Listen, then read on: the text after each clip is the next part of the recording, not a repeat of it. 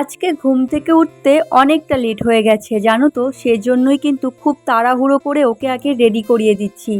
আর একটা বাচ্চাকে রেডি করাতে গেলে তো জানোই কত কিছু করতে হয়, অনেক কিছু আমাদের মায়েদের করে অনেক কিছু সহ্য করে তারপর কিন্তু ওদেরকে রেডি করাতে হয়।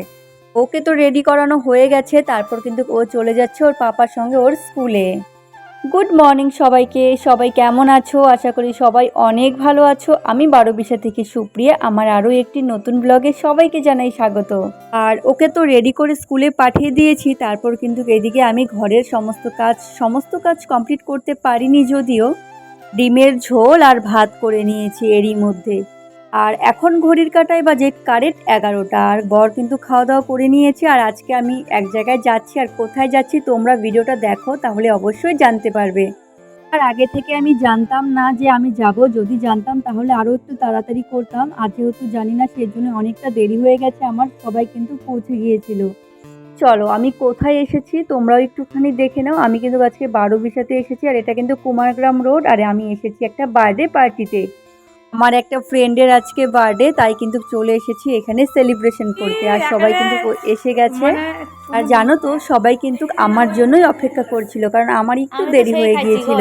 আমি আজকে পরে নিয়েছি একটা জিন্স আর একটা টপ, আর আমাকে কেমন লাগছে অবশ্যই কিন্তু তোমরা কমেন্টে বলে যাবে। আর এটা হচ্ছে উপর থেকে আমাদের 12 শহরটা ঠিক এরকম দেখায়। আর হ্যাঁ, আমরা কোন রেস্টুরেন্টে গিয়েছি সেটা কিন্তু আমি ভুলেই গেছি, নামটা আমি দেখিইনি, তাই আমার এখন মনেও নেই। আর দেখো আমাদের এই ছোট্ট শহরটা কত সুন্দর লাগছে, তাই না বলো?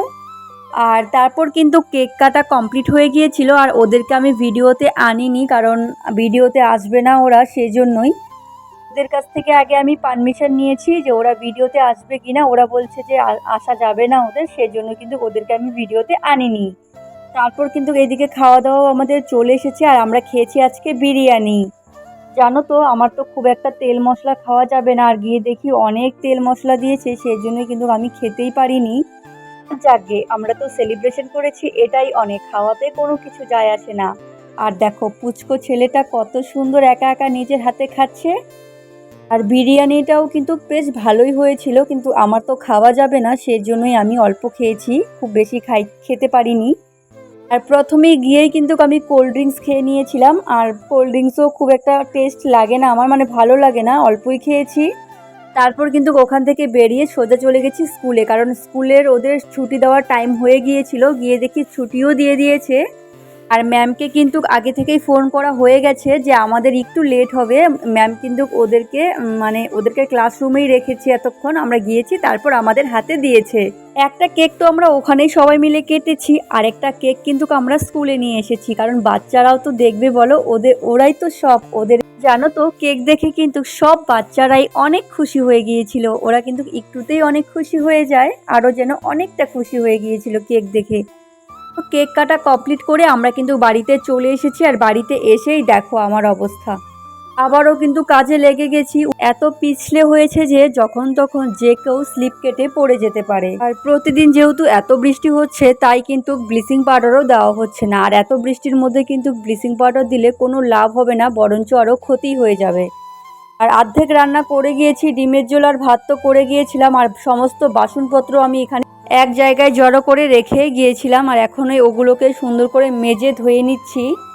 আর হ্যাঁ, আজকের বারটা ছিল সোমবার, এটা কিন্তু আমার সোমবারের ভিডিও। আর প্রতিদিনেই এখন আপলোড হচ্ছে, সরি প্রতিদিনেরটা প্রতিদিন নয়, মানে একদিন আগে করছি তার পরের দিন পোস্ট করছি, মানে কালকে ভিডিও করছি তার পরের দিন পোস্ট করছি।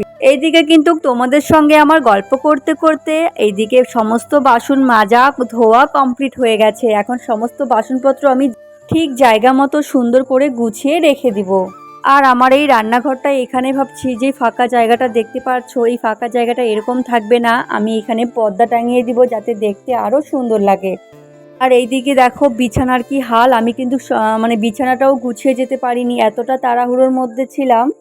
বিছানাটা উঠানোর কথা ছিল সকালবেলায়, আর উঠাচ্ছি এখন ঘড়ির কাঁটায় বাজে 1টা। বাইরের সমস্ত কাজ কমপ্লিট করে এখন ঘরে এসে এই বিছানাটাকে সুন্দর করে গুছিয়ে নিচ্ছি। আর যেই কাজটা আমার আগে করা উচিত ছিল সেই কাজটাই আমি সবার লাস্টে করছি বলো। তখন আমার মনে হয়েছিল ওই কাজগুলো আগে করা দরকার, সেই জন্যই ওই কাজগুলোই আগে করে নিয়েছি। আর এখন আমি বিছানাটাকে সুন্দর করে গুছিয়ে নিয়েছি। তো তারপর বিছানাটা সুন্দর করে ঝাড়ু দিয়ে দিলাম। ওইদিকের বিছানা গুছিয়ে কিন্তু আবারও আমি রান্নাঘরে চলে এসেছি, কারণ ছেলে বায়না করছে ও নাকি আজকে মিষ্টি কুমড়োর ফুলের বড়া খাবে, সেই জন্যই।